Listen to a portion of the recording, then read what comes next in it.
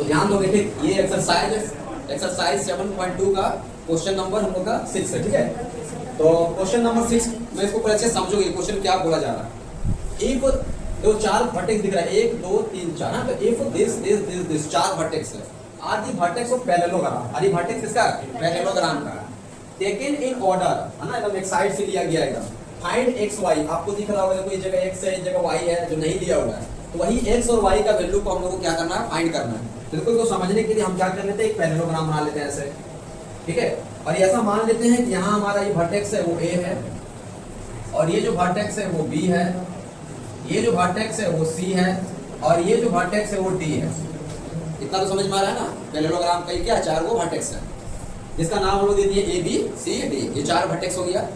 अब इनका नाम अगर हम लोग साथ में लिखते हैं, वर्टेक्स जो दिया हुआ है क्या क्या दिया, इसमें दिया है 1 और 2 दिया है, इसमें क्या दे दिया है, तो 4 और y दे दिया है, इसमें आपका x और 6 दे दिया है, और इसमें क्या दे दिया है, 3 और 5 दिया है। इतना तो समझ में आ रहा है कि भाई वर्टेक्स दिया है, सबका पॉइंट लिख दिए हैं, और हम लोगों को क्या करना है, यहीं से x और y का वैल्यू फाइंड करना है। तो ध्यान देना मैं क्या बोलना चाह रहे हैं, हम लोग सब अच्छे से जानते हैं कि ये पैरेललोग्राम है, क्या है, पैरेललोग्राम। और पैरेललोग्राम के जो डायगोनल्स होते हैं, डायगोनल्स वो एक दूसरे को ना बाइसेक्ट करते हैं। बाइसेक्ट करते हैं मतलब ऐसे, अगर हम इसको यहाँ से ऐसे ज्वाइन करेंगे, अगर इसको यहाँ ज्वाइन करेंगे, ठीक है, तो ये जो होगा ना, ये वाला, ये जो पॉइंट दिख रहा है, ये पॉइंट अपने आप में AC का भी मिड पॉइंट होगा। क्या होगा, AC का भी मिड पॉइंट होगा, और इधर जो BD दिख रहा है इसका भी मिड पॉइंट होगा। अब देखो, अगर पॉइंट है, इधर से बोले या इधर से बोले, यहाँ का वर्टेक्स तो सेम देगा ना, मतलब यहाँ का जो वर्टेक्स होगा वो वर्टेक्स AC लाइन का भी मिड पॉइंट होगा, और BD सा लाइन का भी क्या होगा, ये मिड पॉइंट होगा। समझ रहे हो ना हम क्या बोलना चाह रहे हैं। तो हम लोग यहाँ वही लिखने वाले हैं। आप सबसे पहले यहाँ लिख लेना कि आपका जो वर्टेक्स है उसका नाम दे देना कि मेरा A है, जो वैल्यू है 1 2, B है जिसका वैल्यू है 4 और Y, C है जिसका वैल्यू है X और 6, D है जिसका वैल्यू है 3 और 5। हम लोग जानते हैं कि ये जो मिड पॉइंट होगा, अगर कुछ नाम दे देते हैं, ओ नाम देते हैं, ओ जहाँ पे दोनों मिल रहा है, ठीक है। तो हम लोग यहाँ ऐसा कह सकते हैं कि जो मिड पॉइंट होगा, मिड पॉइंट ऑफ AC, तो AC का जो मिड पॉइंट होगा वही होगा क्या, मिड पॉइंट किसका, मिड पॉइंट किसका, तो BD का। अब हम लोग जानते हैं मिड पॉइंट निकालने का फॉर्मूला याद होगा आप लोगों को, सीधा क्या था, x1 plus x2 divide by 2, y1 plus y2 divide by 2। याद आ रहा है, ये मिड पॉइंट निकालने का फॉर्मूला ये है। इधर भी वही फॉर्मूला लगाएंगे हम लोग, यहाँ भी मिड पॉइंट कहीं लगाएंगे, x1 plus x2 divide by 2 और y1 plus y2 divide by 2। तो ध्यान देना, यहाँ ये ध्यान देना है कि यहाँ पे जो हम लोग वैल्यू पुट करेंगे वो AC लिखे हैं, मतलब A का और C वाला का यहाँ रखेंगे। अगर BD लिखे हैं मतलब B वाला का और D वाला का चीजें को यहाँ भरेंगे, ठीक है। अगर AC लिख रहे हैं तो A और C है, मतलब ये आपका x1 काम करेगा, ये y1 काम करेगा, ये x2 की जगह काम करेगा, ये y2 की जगह काम करेगा, ठीक है। तो बताओ हमको x1 क्या रखेंगे हम लोग यहाँ AC की तरफ, ये वाला इसके आधार पे पुट करना है। तो हमको पहले क्या रखना है, x1 कौन हम लोग का 1 है, तो यहाँ x1 जगह 1 हो जाएगा, x2 कौन होगा, x हो जाएगा, डिवाइड बाई यहाँ 2 होगा, कोमा देंगे। ये देखो, ये इस केस के आधार पे y1 कौन होगा, 2 होगा, y2 क्या होगा, 6 होगा, नीचे क्या मिला, 2 मिला। एकदम ऐसे इधर भी पुट करेंगे हम लोग, लेकिन इसके अकॉर्डिंग तो पुट करेंगे, हाँ, BD के आधार पे। तो x1 क्या होगा, 4 हो जाएगा, देख रहे हैं x1, देखो x1 क्या हो जाएगा, 4 हो जाएगा, और x2 3 हो जाएगा, डिवाइड बाई क्या हो जाएगा 2, कोमा y1 कौन सा दिख रहा है, y1 जगह मेरा y आ जाएगा प्लस, और y2 की जगह पे 5 आ जाएगा, और नीचे क्या आ जाएगा 2। एक स्टेप और आगे बढ़ते हैं, ये तो ऐसा ही रहेगा, ऐड तो होगा नहीं, यहाँ 1 प्लस x बाई 2 हो जाएगा, और ये हो जाएगा 8 बाई 2, यहाँ पे ये हो जाएगा 7 बाई 2, और यहाँ से मिलेगा y प्लस 5 बाई 2। अब जब दो कोऑर्डिनेट आपस में इक्वल है तो इसका क्या मतलब निकलता है, x वाला पार्ट x के इक्वल होता है और y वाला पार्ट y के इक्वल होता है। ये ना होता है, अगर दो कोऑर्डिनेट इक्वल होगा तो क्या बोलेंगे, अगर हम ऐसे बोलेंगे नहीं कि मेरा x और कोमा जो है वो इक्वल है 2,3, तो इसका क्या मतलब निकलता है, ये x 2 के इक्वल है और जो y है वो 3 के इक्वल है। इसका यही ना मीनिंग निकलता है कि अगर दो कोऑर्डिनेट इक्वल है तो x वाला x के इक्वल होता है, y वाला y के इक्वल होता है। तो यहाँ पे अगर लोग देखेंगे तो x वाला ये वाला है इसके इक्वल हो जाएगा, और y वाला जो ये है वो इसके इक्वल हो जाएगा।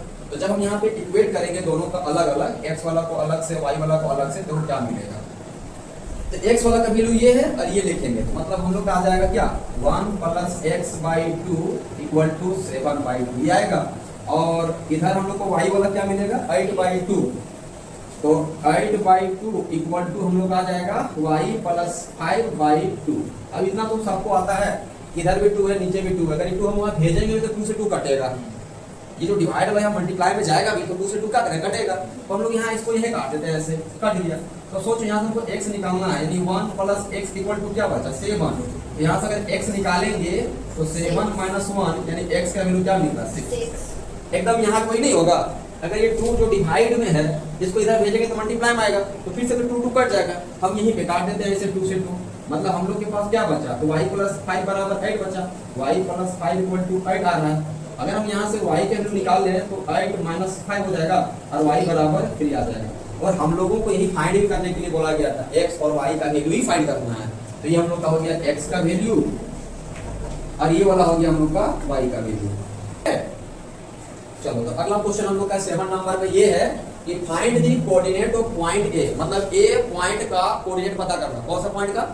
A पॉइंट का, where AB is the diameter of circle, और AB क्या है?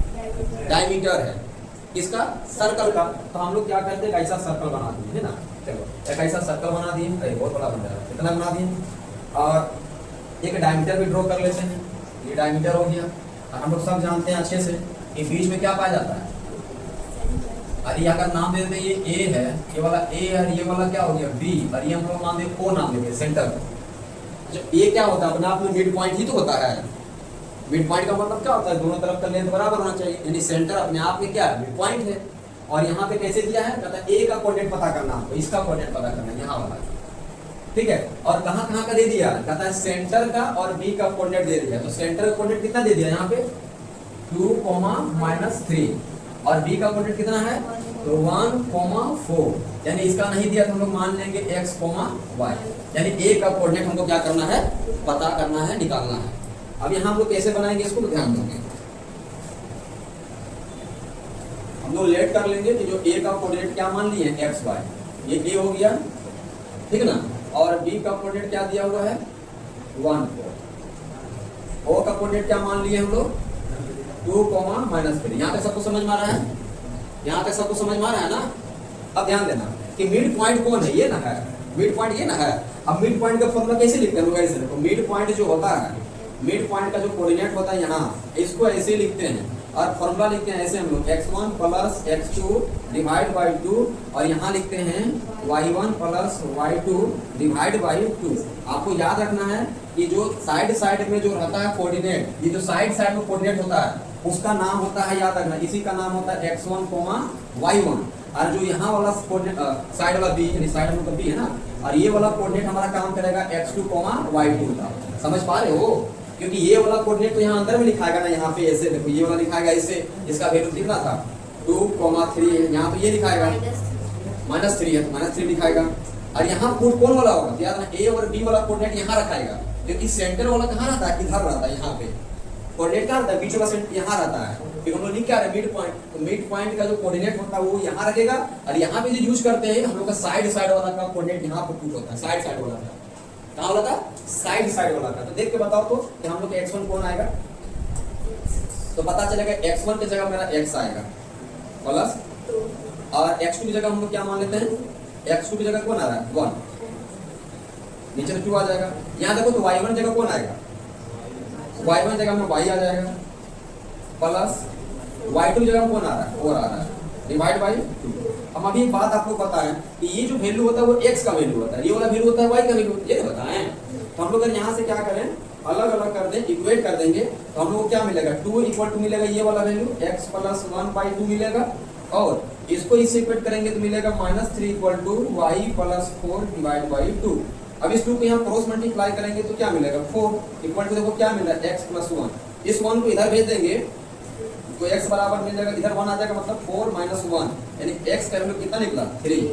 और यहाँ क्रॉस मल्टीप्लाई करेंगे तो यहाँ से मिलेगा -6, और यहाँ पे बनेगा y प्लस 4, प्लस 4 को इधर भेजेंगे तो माइनस में आ जाएगा, तो y बराबर मिलेगा -6 - 4, यानी y बराबर -10। तब जाके हम कह सकते हैं कि अब हम लोग कह सकते हैं फाइनल। हेंस कि जो ए का कोऑर्डिनेट हम माने थे एक्स और वाई, इसका कोऑर्डिनेट क्या निकल गया, एक्स का वैल्यू 3 निकला और वाई का वैल्यू निकला -10। ठीक है। क्वेश्चन नंबर 8 इसको समझते हैं, आराम से समझो, ठीक है, क्योंकि यहीं पे सब कुछ दिया हुआ रहता है, बस खाली क्वेश्चन को अच्छे से समझोगे ना तो आसानी से आगे बढ़ पाओगे करना क्या है। सबसे पहले बोला कि if A and B are, तो ए और बी का कोऑर्डिनेट तो दे दिया, इसका किसका कोऑर्डिनेट दे दिया, ए और बी का। हम लोग यहाँ लिख लेते हैं भाई कि हम लोग के यहाँ पे जो सॉल्यूशन में है 2 चीज दे दिया, फिर क्या क्या दिया, ए का वैल्यू दे दिया कितना, तो -2 और -2, और बी का वैल्यू क्या दिया है 2 और -4। इतना समझ में आ रहा है। अब कहता है respectively find the coordinate of P, P का कोऑर्डिनेट पता करना है सच दैट, जैसे यहाँ पे रिलेशन दे दिया है कि जो AP है वो किसके बराबर है, तो 3/7 AB के। ठीक है, अगर इस AB को यहाँ ले आते हैं तो इधर क्या बन जाएगा, AP/AB, और ये कितना बन जाएगा 3/7, क्या बन जाएगा 3/7। इसको अगर हम लोग डायग्राम में बनाने की कोशिश करते हैं तो कैसे बनेगा, ये मान लीजिए मेरा एक लाइन है और ये मेरा यहाँ पे A है और ये मेरा B है, जिनको ज्वाइन करने से लाइन बना है, और A का कोऑर्डिनेट दिया हुआ है -2 और -2 है, और B का कोऑर्डिनेट दिया है वो है 2, -4। इतना समझ में आ रहा है। और P यहीं पे कहीं पे है, ठीक है, P यहीं पे कहीं पे है, जैसे मान लो यहाँ पे है, मान लो P, तो बोल रहा है यही P का क्या करना है, कोऑर्डिनेट हम लोग को पता करना है। लेकिन हम लोग को इस पॉइंट को पता करने के लिए आप लोग को मालूम होगा कि इस पॉइंट को पता करना, साइड साइड 2 पॉइंट दिया है, यहाँ पता करना है, तो फिर हम लोग इसे रेशियो चाहिए, क्या चाहिए, रेशियो होना चाहिए। तो रेशियो देखो यहाँ से मिल जाएगा, कहता है AP मतलब A से P पे मान लो 3 है, तो अगर दिमाग लगाओ A से लेकर यहाँ तक में 3 बोल रहा है, क्या बोल रहा है 3 लेने बोल रहा है, ठीक है, और यहाँ AB बोल रहा है 7, तो दिमाग लगा अगर टोटल यहाँ से लेकर यहाँ तक 7 है, उसमें से 3 यहाँ है, तो BP नहीं पता चलेगा कितना होगा, बताओ कितना होगा, कितना होगा, फिर सोचो तो। यहाँ से लेकर यहाँ तक बोला 7 है, AB कितना है 7 है, AP यहाँ से यहाँ तक 3 है, यहाँ से यहाँ कितना बचा, 4 बचा। मतलब सिंपल तरीका है भाई, यहाँ अगर AP 3 है तो जो BP निकलेगा वो कितना निकलेगा, 7 में 3 कर दे 4 आएगा, तो यहाँ से लेकर यहाँ तक का जो वैल्यू मिलेगा 4 मिलेगा। अब ये 3 और 4 को हम लोग क्या बोलते हैं, क्या बोलते हैं 3 और 4 को, ये हो गया तुम्हारा M1, इसी में बोलते हैं M1, ये 3 हो गया, ये क्या दे दिया M2, कितना दे दिया 4, मतलब जिसको हम लोग बोलते हैं हमेशा M1/M2, जो हम लोग को मिल गया 3/4। अब बताओ रेशियो मालूम है, दोनों तरफ का पॉइंट मालूम है, यहाँ का पॉइंट पता करना नहीं निकलेगा। अच्छा, इसके लिए कौन सा फॉर्मूला बताया था आप लोगों को, बताओ, इसको हम नाम देते सेक्शन फॉर्मूला। अब बताओ सेक्शन फॉर्मूला तो लोग भुला जाओगे जी, साफ साफ हम बताए थे, कैसे बताए थे, इसका 2 तरीका बताए थे कि जब कभी अगर पॉइंट निकालना होगा, रेशियो दिया हुआ रहेगा, तो ये फॉर्मूला लगाएंगे सेक्शन फॉर्मूला का, और एक बताए थे अगर यहाँ का पॉइंट दिया रहता है, यहाँ भी दिया रहता है, यहाँ भी दिया रहता है, जो क्वेश्चन हम लोग बनाए थे, और रेशियो निकालने में होता है तो K/1 मान के बनाते हैं, ठीक है, वैसा नहीं करो, कम से कम बताओ कौन सा फॉर्मूला लगेगा। अब फॉर्मूला भी याद है कि भुला गया, अरे फॉर्मूला याद है भुला गया, देखो लिख देते हैं, बीच वाला P, यहाँ वाला का फॉर्मूला मतलब P(x,y) का कोऑर्डिनेट का अगर वैल्यू निकालना है तो फॉर्मूला कहता है M1(x2) + M2(x1) divide by M1 + M2, और यहाँ होता है M1(y2) + M2(y1) divide by M1 + M2, ये हो गया फॉर्मूला। अब इसमें सब कुछ रख देना जो भी तुमको यहाँ दिख रहा है, तो याद रखना ये तुम्हारा x1 का काम करेगा, ये y1 का, और ये वाला काम करेगा x2 का, ये काम करेगा y2 का, ठीक है, ये इतना तो जान रहा है अच्छे से। अब यही चीज को क्या करना है, हम लोग को बस पुट कर देना है, ठीक है, बस देख के यही फॉर्मूला, यही फॉर्मेशन को यहाँ बस रख देना है। तो चलो रखते जाओ एकदम शुरू से, पहले यहाँ समझो P(x,y) आपका इधर, अब इधर हम लोग को रखना है, पहले यहाँ वाला रखो तो M1 कितना है, यहाँ तो दिख रहा हो ना M1 कितना है, यहाँ पे बोल रहा है x2, तो वहाँ दिख रहा होगा, तो लिख दिए हम सबके नीचे ये x1 y1, x2 कितना दिख रहा है, तो यहाँ हो जाएगा 2, अब बीच में देखो प्लस का साइन लगाएंगे, फिर बोल रहा है M2, तो M2 4 है, और फिर यहाँ x1 है, x1 कितना दिख रहा है -2 दिख रहा है, डिवाइड बाई लगाएंगे कितना M1 + M2, तो कितना है 3 + 4, ठीक है, इतना किसके पास केवल x की जगह पुट हुआ है। फिर उसी तरह हम लोग यहाँ y की जगह भी पुट होगा। इसको थोड़ा सा छोटा कर देते हैं हम, चलो इतना हम पा जाएगा। इसका पता ना, इसको बताएगा कैसे बताया, जिसका तरीका यहाँ 3 4 दिख रहा है, बस यहाँ 3 लिखो इंटू लिखो। अब यहाँ पे क्या होगा y2, तो y2 देख लो कितना दे रहा है माइनस में 4, फिर प्लस यहाँ पे 4 आएगा। अब यहाँ y1 चाहिए, y1 कितना है माइनस में 2, नीचे तो पता है 3 + 4 आएगा। अब इसको सोल्व करेंगे तो यहाँ से मिलेगा 6 प्लस, अच्छा माइनस में आ जाएगा 8 है ना, 4 2 8 तो माइनस में 8 डिवाइड बाई 7, और यहाँ से क्या मिलेगा माइनस में 12 और माइनस में 8 डिवाइड बाई 7, तो कोऑर्डिनेट मिलेगा यहाँ से माइनस में 2/7 और यहाँ से मिलेगा माइनस में 20/7। यही वाला का कोऑर्डिनेट पता करना था, किसका p का। अगले बस पुट करना, फॉर्मूला बड़ा दिखता है, पुट करने में तुरंत 2 स्टेप में आंसर दे देगा। ठीक है, तो ये हम लोग को क्या हुआ, यहाँ का कोऑर्डिनेट हुआ, कटेगा तो काट दे, नहीं कट रहा है तो छोड़ दे। क्वेश्चन देखो 9 नंबर देखो, क्वेश्चन समझो पहले। पता है find the coordinate of the point. अब साफ बोल रहा है, क्या बोल रहा है, पॉइंट्स पता करने बोल रहा है। एगो पॉइंट नहीं होगा, ढेर सारा होता है, बोलता है find the points. Find the coordinate of the point which divide the line segment joining this and this into 4 equal part. कितना इक्वल पार्ट, एक लाइन है, यहाँ का कोऑर्डिनेट पता है a है, ठीक है, और यहाँ का कोऑर्डिनेट पता है b है, और b का कोऑर्डिनेट दिया हुआ है 2,8 और a का कोऑर्डिनेट दिया हुआ है 2,2, सॉरी माइनस 2,2 है ना। अब इसको 4 इक्वल पार्ट से बांटा गया, कितना इक्वल पार्ट में, तो 4 इक्वल पार्ट में बांटेंगे तो कितना पॉइंट आएगा, एक पॉइंट आएगा p नाम दे देंगे, एगो पॉइंट आएगा q नाम दे देंगे, एगो पॉइंट और आकर नाम दे देंगे r। हम लोग स्टार्ट करेंगे यहाँ से निकालने का, ये वाला, तो इसका नाम दे देंगे कोऑर्डिनेट का xy। ठीक है, तो सेक्शन फॉर्म लगाएंगे तो ध्यान देना, यही हमेशा सब जगह यही काम करेगा, x1 y1, ये काम करेगा x2 और y2 की जगह पे।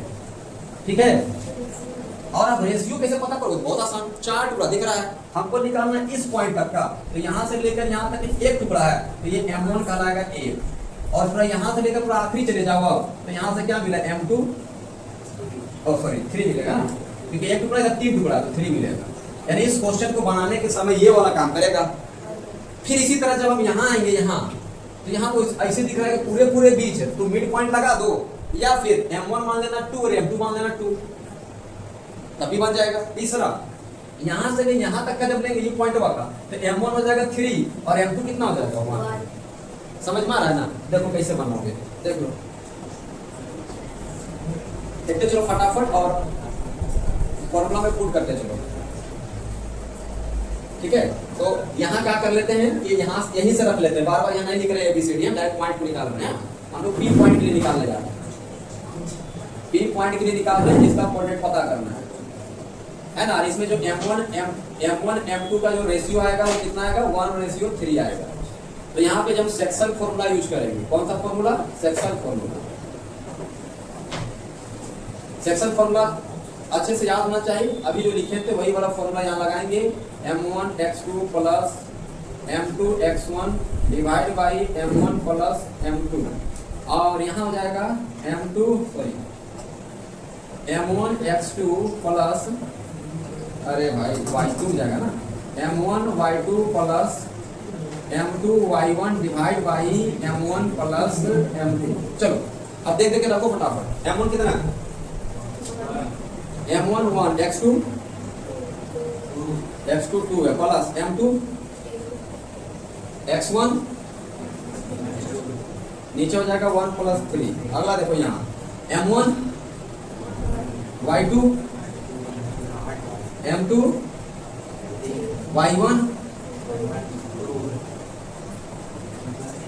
क्लियर। अभी देखो अब 2 स्टेप में कहानी समाप्त हो जाएगा इसका। यहाँ से 2 मिला और यहाँ से मिला -6, यहाँ से मिला 3, यहाँ से आ रहा 8, यहाँ से मिला 6 और यहाँ दे दिया 4। हाँ 4 लिखना था, निकाल जाइए। अब इसको करेंगे कितना देगा, यहाँ से सब्ट्रैक्ट करेंगे तो माइनस में 4 डिवाइड बाई 4 और यहाँ से 14 डिवाइड बाई 4 कटेगा ना, ये 4 से कैंसल, यहाँ 2 2 जा 4 और 2 7 जा 14। तो इस पॉइंट का कोऑर्डिनेट मिलेगा -1 7/2। एक इसका पॉइंट हुआ, P वाला पॉइंट होगा। एकदम सेम टू सेम इसी तरह हम लोग Q वाला पॉइंट निकालेंगे कि Q वाला का फॉर्मूला लगाएंगे, इधर फॉर्मूला वही होगा पूरा, ठीक है, यही फॉर्मूला रहेगा पूरा। बस यहाँ जब Q पॉइंट के निकालेंगे हम लोग, तो Q पॉइंट के लिए M1 M2 चेंज हो जाएगा। Q पॉइंट के लिए M1 M2 कितना काम करेगा, और पॉइंट Q के लिए काम करेंगे तो इसका याद रखना, इसका रेशियो मिलेगा 2:2। अब बताओ, जब 2:2 मिलेगा तो सीधे मिड पॉइंट नहीं लगा सकते हैं, तो सीधे मिड पॉइंट लगा दो, Q निकल जाएगा। तो कैसे निकलेगा, x1 plus x2 divide by 2, y1 plus y2 divide by 2। x1 का वैल्यू क्या है, x1 का वैल्यू क्या है, x2 का 2 डिवाइड बाई 2, y1 का 2, y2 का 8 डिवाइड बाई 2। यहाँ से मिला ऊपर में 0/2 और यहाँ से मिलेगा 10/2। ये 0 से डिवाइड मारेगा तो 0 आ जाएगा, 2 से डिवाइड आएगा तो 5। तो देखो Q पॉइंट का निकल गया पॉइंट, मतलब इसका कोऑर्डिनेट निकल गया, Q पॉइंट का कोऑर्डिनेट निकल गया। एकदम ऐसा ही एक बार और चलेंगे, किसके लिए, R के लिए। तो जब हम लोग R पॉइंट के लिए चलेंगे, फॉर पॉइंट R पॉइंट पे चलेंगे, इसका रेशियो क्या आ जाएगा, इधर 3 पार्ट है, इधर 1 पार्ट है, तो 3:1 लगेगा। अब जब हम लोग इस पॉइंट का निकालेंगे, R पॉइंट का कोऑर्डिनेट निकालेंगे, तो सब कुछ वही रहेगा, बस खाली रेशियो चेंज हो जाएगा। मतलब समझो इसी में पुट कर देना है, हाँ, बस खाली रेशियो चेंज करके ये बोलना, यहाँ 1 है, यहाँ 1 के 3 बोलना, मतलब 3 और 1 में चेंज करना है, बाकी सब यही देख देख के बताना, ठीक है, फटाफट बताना, बस यहाँ बताना कितना आ जाएगा,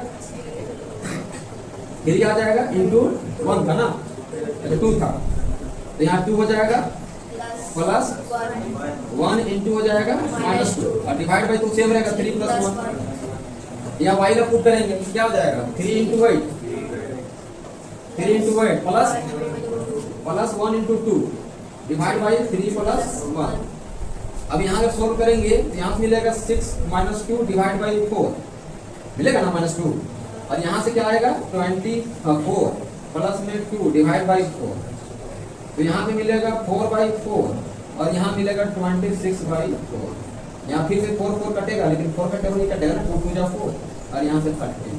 तो यहाँ से जो कोऑर्डिनेट निकलेगा वो 1,13/2 निकलेगा। किसका कोऑर्डिनेट निकलेगा, R का। तो R का कोऑर्डिनेट निकला 1,13/2, Q का कोऑर्डिनेट निकला 0,5 और ये जो P का कोऑर्डिनेट निकला -1,7/2। ठीक है, जैसे P का कोऑर्डिनेट माने x y, तो आप ऐसे मान लो कि इसका पॉइंट कुछ मान लेना, इसे x डैश, y डैश, इसका कुछ मान लेना, ठीक है। ये x क्या हिंट कर रहे हैं, x y की जगह लिख देते हैं, कुछ और s की लिख देते हैं अंदर में, डिवाइड चलो यहाँ पे s और t मान लिए, कुछ भी मान लो, उससे क्या मतलब, ऐसे तो निकलेगा ये पॉइंट हमारा, ठीक है। क्या निकलेगा, हम लोग को जो पॉइंट निकालना वो निकल जाएगा, उससे कोई मतलब नहीं, कुछ मानो, x y मानो, z d मानो, कुछ मानो, ठीक है। तो यहाँ पे निकल गया P का, यहाँ निकला Q का, यहाँ निकला R का। बात समझ में आया कैसे निकला।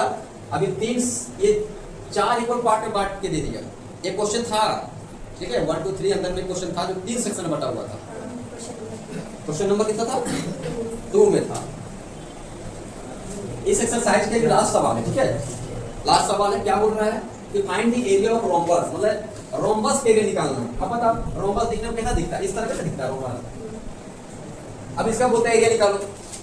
अब इसका कोऑर्डिनेट दे दिया, लेकिन क्या दे दिया है, कोऑर्डिनेट दे दिया है। एक साइड एकदम लिख देते हैं, पहला लिख देते हैं इसके लिए a के लिए, तो a का कोऑर्डिनेट हो जाएगा 3,0, यहाँ पे दे देते हैं b का कोऑर्डिनेट, और ये दे देते हैं 4,5, यहाँ दे देते हैं c का वैल्यू 1,4, और यहाँ दे देते हैं d का कोमा हो जाएगा -2 -1।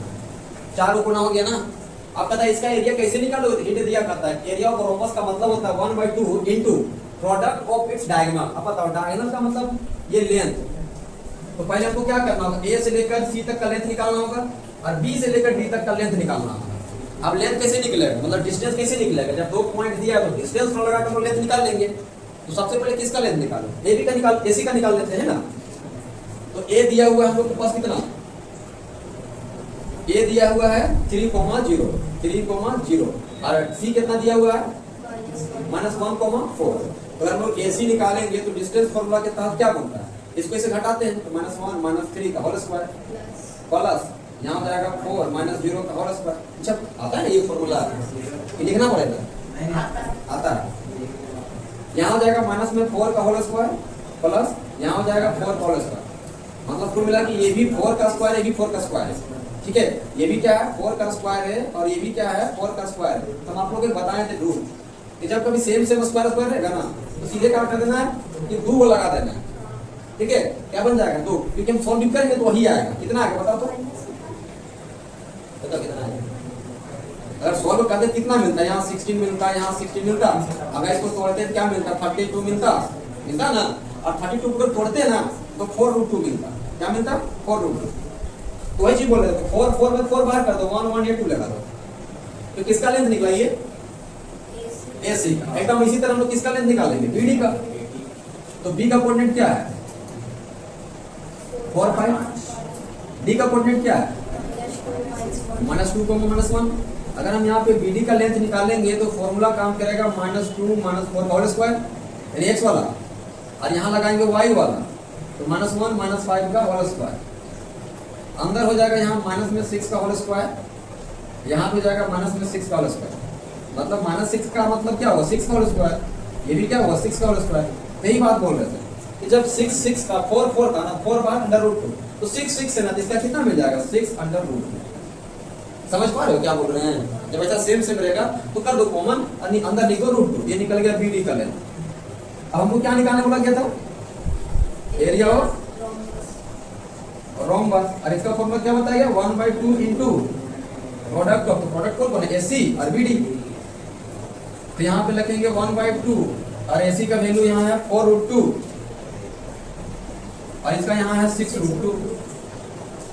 तो यार ध्यान देना ये 1/2 अपन जगह हो गया, 4 और 6 को भी लिख देते हैं 4 × 6 और यहाँ √2 क्या मिलता है 2। √2 क्या 2 होता है। अब यहाँ से 2 से 2 कैंसिल हो गया और आंसर कितना देगा तो 24 स्क्वायर यूनिट। क्योंकि जानते हैं एरिया में स्क्वायर मीटर में देगा। सेंटीमीटर रहता तो सेंटीमीटर स्क्वायर देता, मीटर रहता तो मीटर स्क्वायर देता।